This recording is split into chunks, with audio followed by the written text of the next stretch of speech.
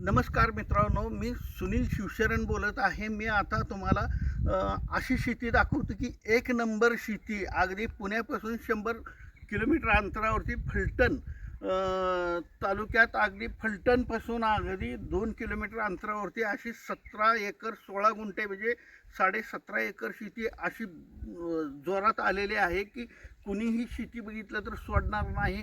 अगदी योग्य किमतीत अगदी फलटणपासून 3 किलोमीटर गाव कुठलं म्हणले तुम्ही? सस्तेवाडी. सस्ते गाव. अगदी फलटणला लागून 2 किलोमीटर अंतरावरती सस्ते गावामध्ये सस्तेवाडी. मी आता डांबरी रोडला उभारलो आहे. ही संपूर्ण डांबरी रोड आहे. हे बघून घ्या. हे पूर्ण डांबरी रोड आहे. डांबरी रोडला कमीत कमी आम्हाला माहीत नाही, पण माझ्या अंदाजाने जवळजवळ 400-500 किलोमीटर आपलं सॉरी 400-500 फूट 400-500 फूट फ्रंटेज असेल अशी शेती एकदम चांगली आलेली आहे. तर त्यामध्ये शिवकालीन विहीर आहे, जुना बंगला आहे, जुन्या पद्धतीत बांधलेला बंगला आहे, अगदी काळी कसदार जमीन आहे, बारमाही पाणी असलेली आणि लगत लागून नदी आहे. नदीला लागूनच ही शेती डांबरी रोड टच आहे. तर हे तुम्हाला दाखवतो, या माझ्या मागे. तर मित्रांनो, हे डांबरी रोड ही शेती आहे संपूर्ण. ही पूर्ण अशा पद्धतीने हे बघून घ्या. डांबरी रोड टच, हे बघा डांबरी रोड टच. ही जेवढा ऊस आहे हे बघा 17.5 एकर डांबरी रोड टच. अगदी पूर्ण वसाहती आहेत, बंगले आहेत, घरं आहेत. ह्या ठिकाणी ही शेती विकणे आहे. आणि हा परिसर असा आहे. हे मंदिर आहे, हे बघून घ्या. हे अशा पद्धतीने बंगले वगैरे घरं आहेत, हे बघून घ्या असे. तर ही शेती, हा रस्ता आहे डांबरीला लागून, म्हणजे हे डांबरी रोड टच डांबरीला लागून हा रस्ता आहे.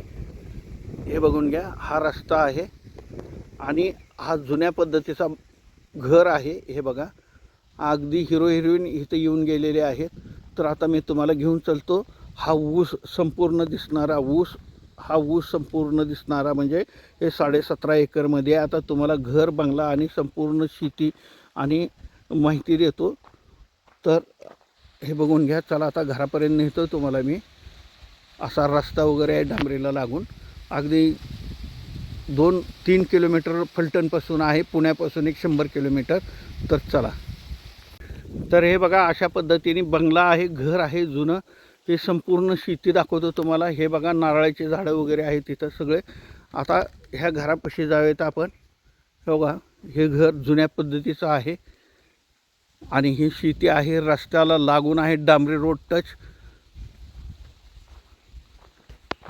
हे अशा पद्धतीने निसर्गरम्य ठिकाणी आहे. अगदी पुण्यापासून 100 किलोमीटरच्या अंतरावरती ही शेती आहे. आता घर दाखवतो. घरामध्ये कोणी नाही सध्याला, तरी पण मी दाखवायचा प्रयत्न करतो. चला. हे बघा, हे अशा पद्धतीने घर आहे. अगदी जुन्या टाईपचं घर आहे. हिरोईन इथं येऊन गेलेले आहेत ह्या घरामध्ये. हे अशा पद्धतीचं घर आहे, पोर्च आहे. हे संपूर्ण शेती म्हणजे हे गव्हाचं पण रान त्यांचंच आहे. हे बघा, हे अशा पद्धतीचं घर आहे. आता तुम्हाला घर म्हणजे तुम्हाला लिहून दाखवतो मी. खाली 3-4 खोल्या आहेत, वर 2 खोल्या आहेत. संपूर्ण शेती दाखवतो तुम्हाला मी. ऊस आहे. हे टॉयलेट बाथरूम आहे, खूप मोठं टॉयलेट बाथरूम आहे. हे बघा, अशा पद्धतीने वर जाण्यासाठी जिना आहे. तिथे बसण्यासाठी असं खास कौलाचं केलेलं हवेशीर बसायला केलेलं आहे.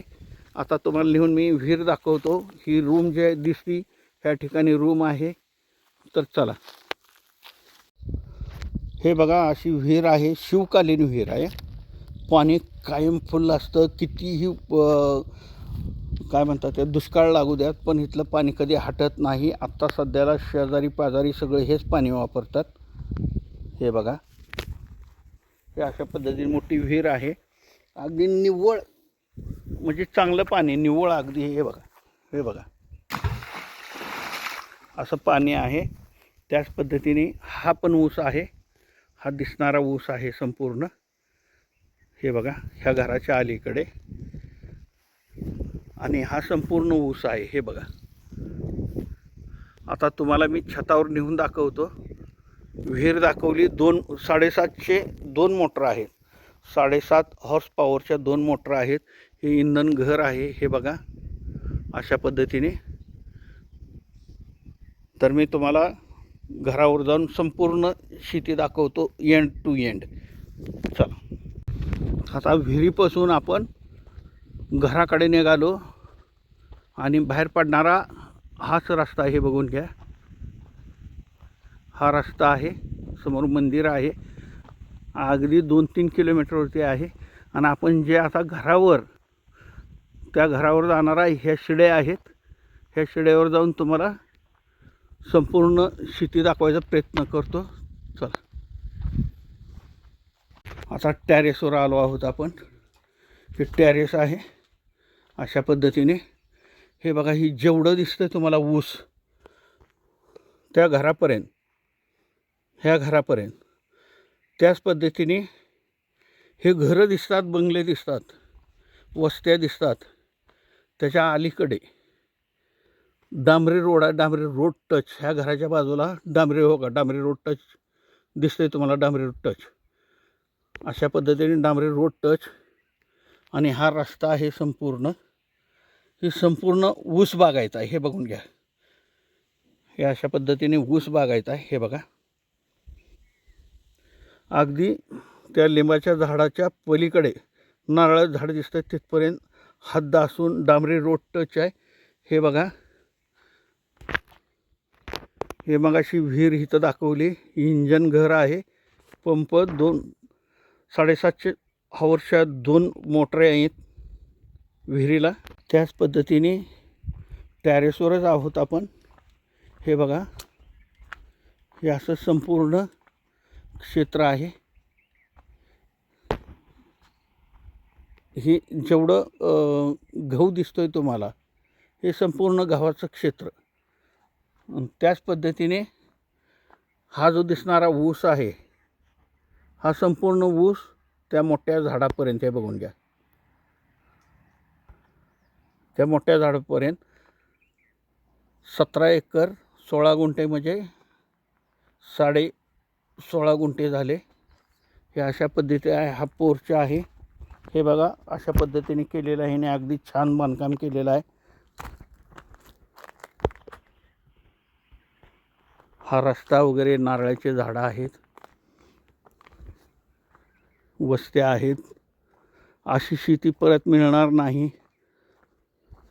सर्व सुविधांनी शेती आहे. हे बघा, ह्या बंगल्यापासून अगदी 100 फुटावरती बंगला आहे. डांबरी रोड टच. हे बघा, डांबरी रोड टच. हे बघा, आणि जेवढा ऊस दिसतोय हा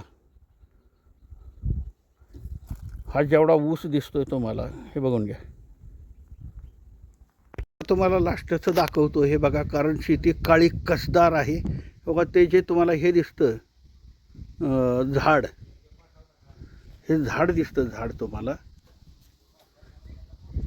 ह्या झाडापर्यंत अशी शेती आहे.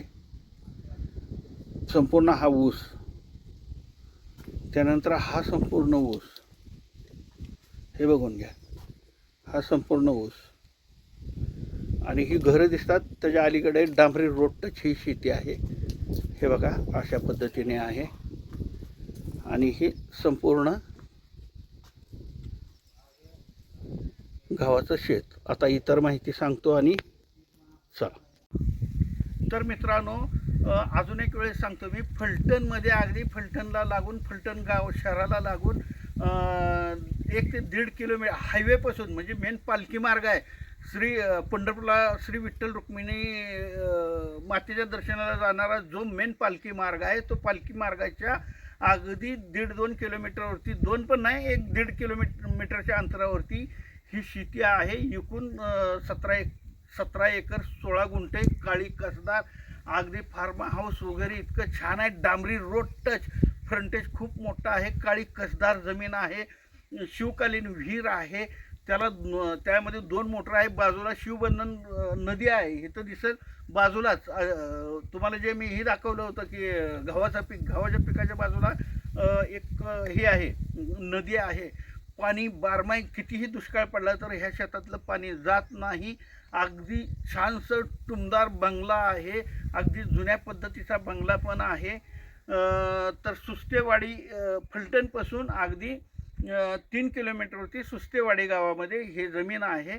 तर हे आपल्याला विकायचे आहे. त्याची प्राईस कोट केलेली आहे ह्यांनी एकरी 36 लाख केलेली आहे, एकरी 36 लाख केलेली आहे. मात्र समोर बैठकीत बसल्यानंतर कमी जास्त होणार आहे. त्याच पद्धतीने मला संपूर्ण महाराष्ट्रातून फोन येतात, आम्हाला प्रॉपर्टी द्यायची आहे किंवा प्रॉपर्टी घ्यायची आहे. तर माझ्याकडे प्रॉपर्टी देणारे आणि प्रॉपर्टी घेणारे दोन्ही ग्राहक अवेलेबल आहेत, सेवा दिली जाईल. त्याच पद्धतीने माझ्याकडे नवीन विकायला येणाऱ्या प्रॉपर्टीचे व्हिडिओ पाहिजे असेल माझ्या चॅनलला लाईक आणि सबस्क्राईब करा. नमस्कार.